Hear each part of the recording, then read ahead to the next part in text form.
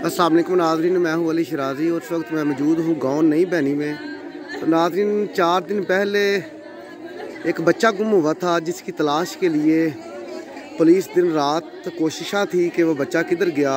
कुछ लोग कह रहे थे कि ये किडनैप हुआ है, किसी ने अगवा कर लिया, और किसी का कहना था कि वो गुम हो गया है। तो नाज़रीन, आज बड़ा दिलखराश वाक़या है कि वो बच्चा, ये गंदा पानी है और इसमें आपको नज़र आ रहा है कि सामने वो बच्चा जो है, उसकी जो लाश है मरे हुए बच्चे की, वो पानी की उस सतह के ऊपर आ गई है। जो पुलिस के जवान हैं ये खड़े हैं जी।